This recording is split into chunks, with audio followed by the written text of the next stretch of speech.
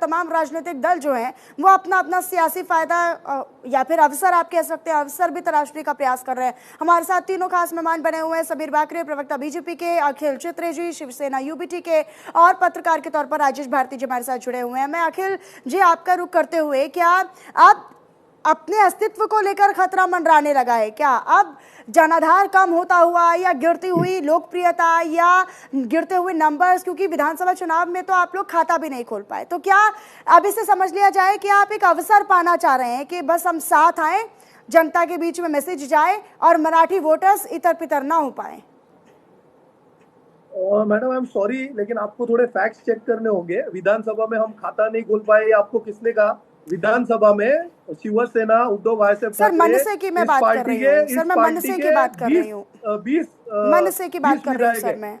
20 विधायक है और मेंबर ऑफ पार्लियामेंट 10 है, तो आपको अपने थोड़े फैक्ट्स चेक सर मैं करने होंगे। मनसे की बात कर रही हूँ सर, मैंने शिवसेना या किसी और दल की बात नहीं की। मनसे की बात करते हुए सवाल मुझसे पूछा, मैं मनसे का प्रवक्ता नहीं हूँ। नहीं, मुझे जहाँ मालूम तक रहा सवाल है कि शिवसेना को कोई अस्तित्व खोजने की महाराष्ट्र में जरूरत नहीं है। शिवसेना के जो रूट्स है वो महाराष्ट्र के जमीन में बहुत नीचे तक गए हुए हैं, तो शिवसेना महाराष्ट्र में थी, है और रहेगी। और जहां तक रहा सवाल कि हिंदी के वजह से कोई अस्तित्व पे सवाल निर्माण हो रहा है, तो ऐसा कुछ नहीं हो रहा है। हम हिंदी भाषा का भी उतना ही सम्मान करते हैं। हमारा सिर्फ एक ही मुद्दा था कि फर्स्ट स्टैंडर्ड में तीसरी लैंग्वेज नहीं लाई जाए, फिर वो हिंदी हो या अन्य कोई भी भाषा हो, क्योंकि नेशनल एजुकेशन पॉलिसी में ऐसा कहीं भी लिखा गया नहीं है। जिस एजुकेशन पॉलिसी का दाखला देते हुए ये थर्ड लैंग्वेज और थर्ड लैंग्वेज पे कंपलसरी हिंदी ये की जा रही थी महाराष्ट्र में फर्स्ट स्टैंडर्ड से, ये मुद्दा सिर्फ उतना ही था। महाराष्ट्र के रास्तों पे कोई आंदोलन नहीं अभी फिलहाल हो रहे हैं, कोई किसी भी प्रकार की हिंसा नहीं हो रही है। यहाँ पर जो कुछ भी हो रहा है वो संवैधानिक तौर से ही हो रहा है, और महाराष्ट्र सरकार ने उनके दोनों जीआर ये वापस ले लिए हैं, और अभी 2 ही लैंग्वेज के इसके ऊपर किया जाएगा। और 3 लैंग्वेज पॉलिसी ये तो 1968 से थी और महाराष्ट्र भी फॉलो कर रही है। 5th स्टैंडर्ड से करो ना, मेरी भी पढ़ाई 5th स्टैंडर्ड से हिंदी में हुई है। महाराष्ट्र में हर किसी की पढ़ाई 5th स्टैंडर्ड से हिंदी में हुई है। विवाद बस इतना है कि फर्स्ट स्टैंडर्ड कक्षा 1 से लेकर 5 तक ये ना अनिवार्य की जाए। हाँ, आपका जो प्रश्न है और आपका जो विरोध है वो इस बात को लेकर है बस कि 5वीं के बाद आप पढ़ा लीजिए, वैकल्पिक तौर पर या अनिवार्य आपको करना है तो कर लीजिए, लेकिन कक्षा 1 से लेकर 5 तक नहीं होनी चाहिए, बस इतना विवाद। परफेक्ट, ठीक है, लेकिन इस विवाद को फिर इतना तूल क्यों दिया जा रहा है? इस विवाद को अब सड़कों पर क्यों उतारा जा रहा है? इसको लेकर आप लोग प्रदर्शन करने वाले थे, अभी तो फिलहाल वो रद्द किए गए, लेकिन फिर एक रैली भी होने वाली है, ये क्या वजह है? फिर इतना सा विवाद है तो कहाँ प्रदर्शन करना थे? अब डेमोक्रेसी में हर किसी को अपनी बात रखने का अधिकार है, और जबकि कोई निर्णय अगर सरकार हम पे लाद रही हो एक पॉलिसी के तहत, जिस पॉलिसी में वो लिखा भी गया नहीं है, वो पॉलिसी चाहिए तो मैं आपको भेज देता हूँ। मुझे लगता है यहाँ बैठे हुए पैनलिस्ट ने या आपने भी वो पॉलिसी नहीं पढ़ी है। अभी तो राजेश भारती ने बहुत बेहतर तरीके से आपको समझाया गया है, no language can be enforced on any state.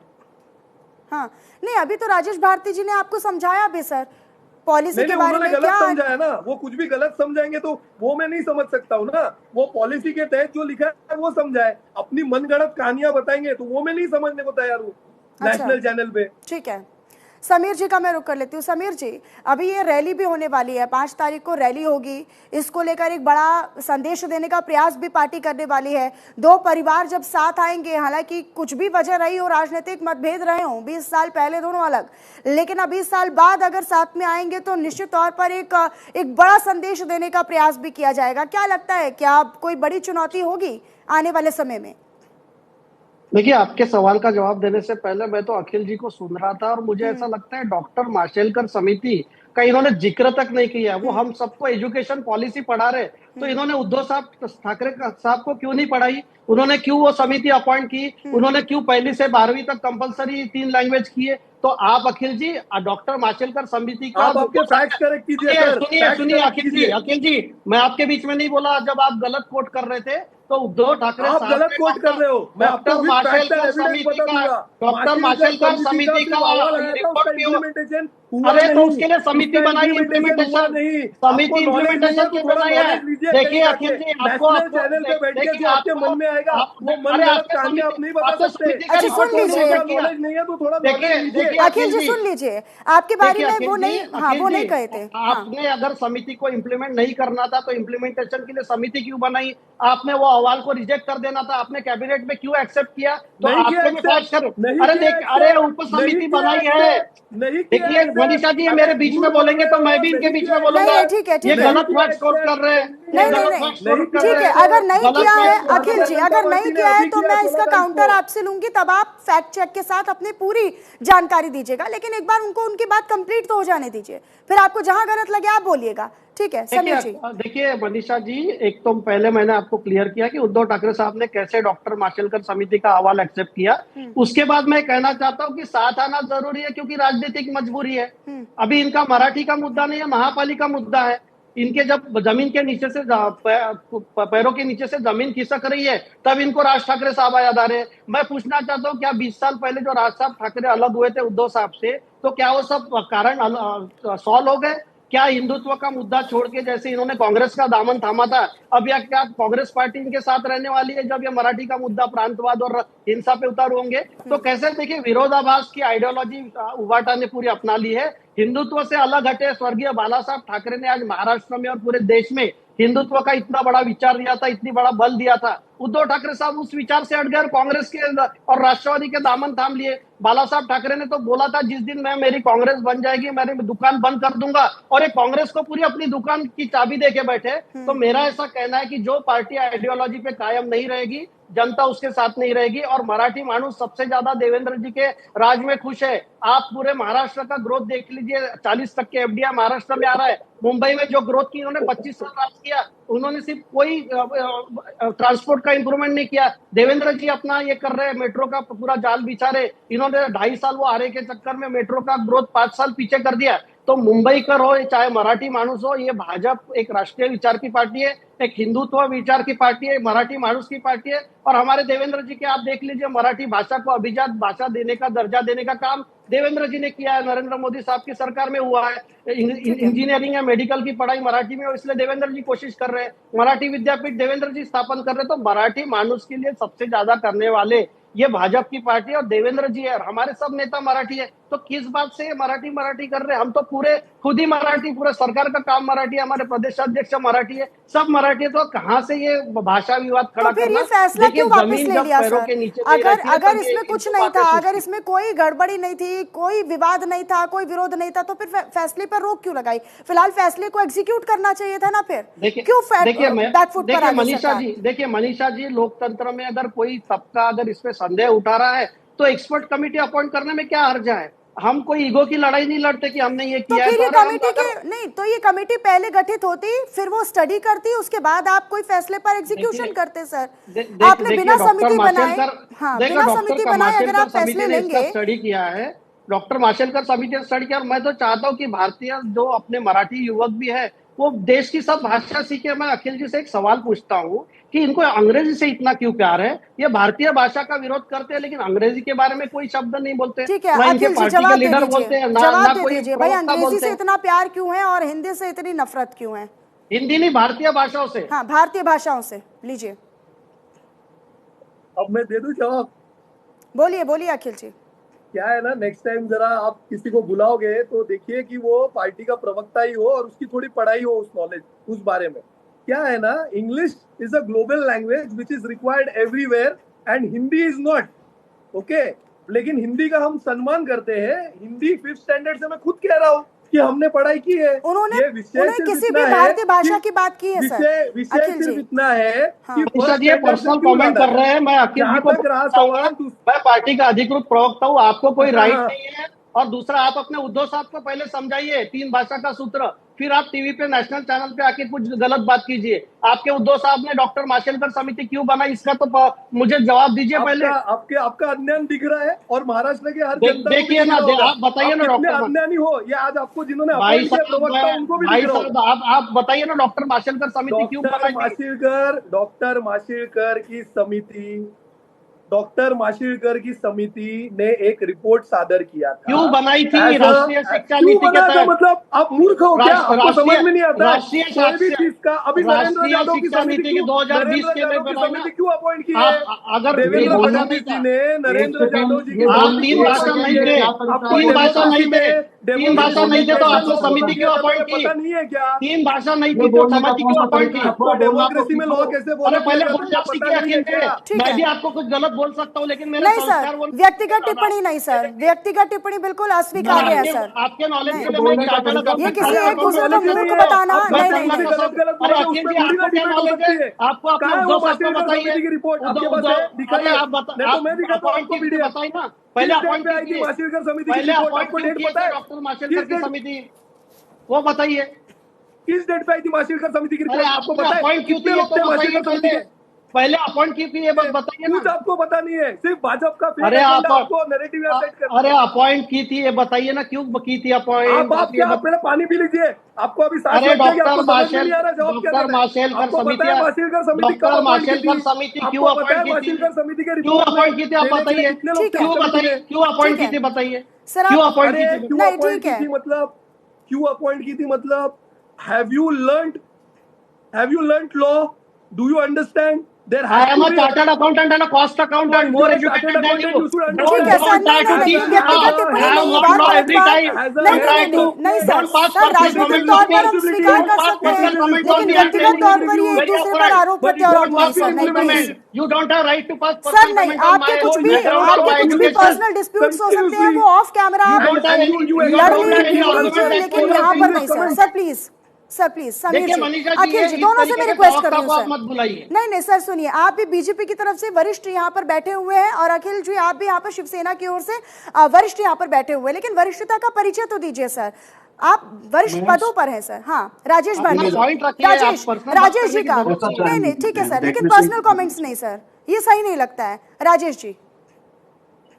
जी क्या सवाल क्या था सर? ये जो अगर हम कमिटीज की बात कर रहे हैं, आप एक ही सवाल पर दोनों अड़ गए कि वो कमिटी क्यों अपने समय पर आपने अपॉइंट की थी और उस कमिटी का मकसद क्या था। अगर वो उद्धव ठाकरे की ओर से या फिर उस वक्त की सरकारों की ओर से अगर कमिटी अपॉइंट की गई थी, तब उसको लेकर सवाल कि उस पर भी आप बात कीजिए। फिर देखिए, सबसे पहले तो अखिल जी आप थोड़ा बोलने का तरीका सीखिए। आप जिस तरह से बीजेपी के प्रवक्ता के साथ जिस लैंग्वेज का इस्तेमाल कर रहे हैं, मैं उनका समर्थन नहीं कर रहा, लेकिन तरीका सीखो। अभी उम्र कम है, बोलने का तरीका, मैनर आना चाहिए कि आप एक राष्ट्रीय चैनल पे बैठे हैं, क्या तरीका होना चाहिए बातचीत करने का। मुझे आपसे सर्टिफिकेट की जरूरत नहीं है, मैं आज राष्ट्रीय चैनल पे नहीं बैठा, आप शायद आज नेशनल चैनल पे बैठे हो, मेरे तरह जाके चेक कर लो, मैं हर नेशनल चैनल पे बैठा हूं। ठीक है अखिल जी, अखिल जी ठीक है, नहीं नहीं अखिल जी ठीक है, अखिल जी ठीक है, अखिल जी बस मैं हर पैनलिस्ट से यही अपील करती हूँ कि आप प्लीज अपनी भाषाओं पर नियंत्रण होना जरूरी है। तुम्हें किसी से सर्टिफिकेट नहीं चाहिए, तुम तो मसल की भाषा बोलो। क्षेत्रीय पार्टी इसीलिए भारत में समस्या है, भारत की राजनीति के लिए समस्या है, क्योंकि उन्हें केवल मसल के अलावा कोई भाषा समझ में नहीं आता, तरीके से अपनी बात रखनी। लेकिन सर इन्हीं क्षेत्रीय पार्टियों से सरकारें बनती और गिरती भी हैं। ठीक है, आपको क्या क्या समझता है बताइए। नहीं ठीक है अखिल जी थोड़ा धैर्य रखिए, थोड़ी सी शांति दीजिए प्लीज।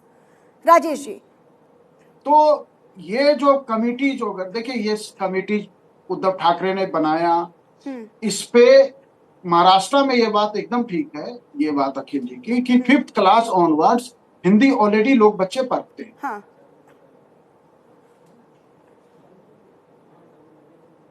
मैं रुक करूंगी राजेश जी का, ठीक है मैं रुक करूंगी राजेश जी का। समीर जी का मैं रुक कर लेती हूँ। समीर जी, अभी हम देख रहे हैं कि एक मंच तैयार होने वाला है, अभी से ही उसकी जो तैयारी है वो शुरू हो चुकी है। अब आने वाले समय में हाँ ठीक है हाँ ठीक है, बात कीजिए। जो व्याकरण है या लिपि है या उसकी उच्चारण है, लगभग वो सारी चीजें थोड़ा बहुत उच्चारण में जोड़ के बाकी सब एक ही है। इसलिए इस विवाद में सिंपल जो है, क्योंकि उद्धव ठाकरे शिवसेना के उत्तराधिकारी बने, राज ठाकरे पार्टी छोड़ के बाहर हो गए, राज ठाकरे को लगा कि बाल ठाकरे के अधीन उनकी ट्रेनिंग हुई है और वो अपनी जमीन बना लेंगे, और कुछ हद तक वो जमीन अपना तैयार भी किया। उद्धव ठाकरे को बनी बनाई पार्टी का उत्तराधिकार कहिए विरासत में मिली, मुख्यमंत्री भी बने, लेकिन जिस तरह पार्टी ही एकनाथ शिंदे ने हाईजैक किया, मैंने उस पर बोला, वो पूरी तरह गैर संवैधानिक था, संविधान विरुद्ध फैसला था, जिसपे एकनाथ शिंदे के मुख्यमंत्री बनने को संविधान, भारतीय संविधान के हिसाब से वो संविधान की आत्मा की हत्या थी। लेकिन भारतीय राजनीति में कोई आत्मा नहीं है, भारत के अंदर कोई संविधान नहीं है, भारत के अंदर तो वो जोर जोर से बोलने की अखिल जी जैसी भाषा है कि मैं सब जानता हूं, कोई दूसरा कुछ जानता नहीं है। तो ये जो भारतीय राजनीति का तरीका हो गया है कि सब कुछ अपने तरीके से मनवाना या अपनी इच्छा को पूरा करने, अपने उद्देश्य को पूरा करने के लिए संविधान की हत्या हो, किसी भी चीज के विरुद्ध जाना हो, देश के नैतिकता के विरुद्ध, राष्ट्रीयता के विरुद्ध, हम कहीं भी किसी के विरुद्ध जा सकते हैं। उद्देश्य राजनीतिक हित साधना चाहिए, राजनीतिक हित पूरा होना चाहिए, उस दिशा में वो गए। राज ठाकरे, उद्धव ठाकरे एक मंच पर साथ नजर आएंगे सर, इसको लेकर क्या देखते हैं आप? आगे आने वाले समय में महाराष्ट्र की राजनीति पर इसका क्या प्रभाव पड़ेगा? 20 साल बाद दोनों चेहरे एक साथ आएंगे। महाराष्ट्र की राजनीति पे इसका प्रभाव जो है निश्चित रूप से आएगा। हाँ। इन दोनों के एक होने से शिवसेना मजबूत होगी, इसमें कोई शक नहीं। शिवसेना से मतलब उद्धव ठाकरे का शिवसेना, और वो चाल सोच समझ के ही उन्होंने खेला है। निश्चित रूप से जो है उद्धव ठाकरे और राज ठाकरे दोनों के लिए, अगर ये इस मुद्दे को भुना पाते हैं तो अपनी राजनीतिक जमीन वो मजबूत कर पाएंगे, या कहिए जो राजनीतिक जमीन खो गया है वो फिर से हासिल कर लेंगे। इसलिए राजनीति, भारतीय राजनीति के तौर तरीके के हिसाब से ये अच्छा कदम है। अच्छा, लेकिन क्या बीजेपी या सहयोगी दलों के लिए कोई चुनौती होगी आने वाले समय के लिए, आने वाले समय में अभी, क्योंकि बीएमसी का चुनाव भी है? देखिए, बीएमसी के चुनाव में यदि दोनों मंच से और एक बैनर पे चुनाव लड़ते हैं तो बीएमसी का चुनाव शिवसेना के मंच से या मंच से, जिसके मंच से लड़ा जाएगा वो जीत जाएंगे। बीजेपी के लिए जो है एक लंबे समय बाद गंभीर चुनौती, क्योंकि राज ठाकरे के पास शिवसेना का नाम नहीं था, राज ठाकरे के पास बाल ठाकरे के तौर तरीके हैं, और उद्धव ठाकरे के पास शिवसेना है। दोनों मिल जाते हैं तो निश्चित रूप से महाराष्ट्र में राजनीति में अपना असर बढ़ाएंगे, इसमें कोई शक नहीं है। और यह बीजेपी के लिए भी, कांग्रेस के लिए भी और शरद पवार की पार्टी के लिए भी जो है नुकसान लेके आएगा, ये तो न हो। यानी कि एक राजनीति पर जिस तरीके से जनाधार है उस पर डेंट पड़ेगा इन दलों का। निश्चित रूप से, चाहे हम बीजेपी की बात कर लेते हैं, शरद पवार के गुट की बात कर लेते हैं, तो इनके जनाधार पर डेंट पड़ने के संभावना है इनके साथ आने से? निश्चित रूप से डेंट पड़ेगा, संभावना नहीं। यदि दोनों ये एक हो जाते हैं तो मैंने कहा कि एक बाल ठाकरे के स्टाइल में ट्रेंड है राज ठाकरे, और जो है बीजेपी के लिए भी जमीन जो है उसकी जमीन छीनेंगे, कांग्रेस के लिए भी और शरद पवार, तीनों की तुलना में जो है फिर से शिवसेना मजबूत होगी यदि ये इस मुद्दे को प्रॉपर तरीके से, क्योंकि भारत में राजनीति में सिंपल, मैंने कहा कि राजनीति में हित सबसे इंपॉर्टेंट है, या उद्देश्य जिस बात के लिए आप राजनीति करें, वो है चुनाव जीतना। चुनाव जीतने के हिसाब से संविधान की हत्या होती हो, देश क्या कहता है, देश का नैतिकता क्या कहता है, उन सब बातों को छोड़ दीजिए तो निश्चित रूप से इसका लाभ मिले। ठीक है अखिल जी, ये दोनों चेहरे या दोनों नेताओं को साथ आना, दोनों भाइयों का साथ आना, इसे किस तरीके से आप देख रहे हैं आने वाले समय के लिए? अगर जिन अजीत पवार को जेल में भेजने की बात देश के प्रधानमंत्री जी ने की थी, उसके 2 दिन बाद अगर अजीत पवार भारतीय जनता पार्टी के साथ अलायंस करके डेप्यूटी चीफ मिनिस्टर बन सकते हैं, तो मुझे, और उसके बाद एक लाइन ऑफ लीडर्स है जिनको जेल भेजने वाले थे राज्य के आदरणीय मुख्यमंत्री देवेंद्र फडणवीस जी, उन सबको भारतीय जनता पार्टी के वॉशिंग मशीन में डाल के साफ करके अगर वो भारतीय जनता पार्टी में ले सकते हैं, उनको अलायंस में साथ में ले सकते हैं, तो मुझे तो ऐसा लगता है ये तो एक पारिवारिक विषय है, 2 भाइयों का विषय है। हर घर में मनमुटाव होता है, कुछ ना कुछ होता है। अगर 2 भाई एक साथ आ रहे तो किसी और के पेट में दर्द क्यों हो रहा है? अभी राजेश जी ने विश्लेषण किया, उसमें बताया कि भारतीय जनता पार्टी के पैर के नीचे की जमीन ये पूरी तरह हिल चुकी है, इसीलिए वो अलग अलग तरीकों के बयान, अलग अलग तरीकों के आरोप प्रत्यारोप ये कर रहे हैं। और जहां तक रहा सवाल इस विवाद का, तो यहाँ किसी भी प्रकार का विवाद नहीं है। मैं फिर से आपको अत्यंत नम्रता से ये कहना चाहता हूँ कि हिंदी का हम किसी भी तौर से विरोध हमारा नहीं है। हमारा आग्रह सिर्फ मराठी के लिए है। ठीक है। हिंदी हम ऑलरेडी पढ़ रहे हैं, मैं भी आपसे हिंदी में ही अभी बात कर रहा हूँ। महाराष्ट्र में हर कोई हिंदी जानता है, हिंदी समझता है, लेकिन ये सवाल सिर्फ फर्स्ट स्टैंडर्ड में नेशनल एजुकेशन पॉलिसी का एक ढाल बना के ठीक है, यानी जिस पॉलिसी को लेकर आए अब उसी का पालन नहीं किया जा रहा है। ठीक है, बहुत शुक्रिया। इतना ही मुद्दा है। ठीक है, बहुत शुक्रिया अखिल चित्रे, आपका हमारे साथ जुड़े के लिए। समीर बाकरे हमारे साथ जुड़े, बीजेपी के प्रवक्ता, आपका भी बहुत शुक्रिया। और पत्रकार राजेश भारती जी हमारे साथ जुड़े, जिन्होंने अपना पॉइंट ऑफ व्यू यहाँ पर रखा। बहुत शुक्रिया आप तीनों खास मेहमानों का। और फिलहाल मेरे साथ इस चर्चा में इतना ही। बाकी देश और दुनिया की तमाम और खबरों के लिए आप बने रहिएगा न्यूज़ इंडिया के साथ। नमस्कार।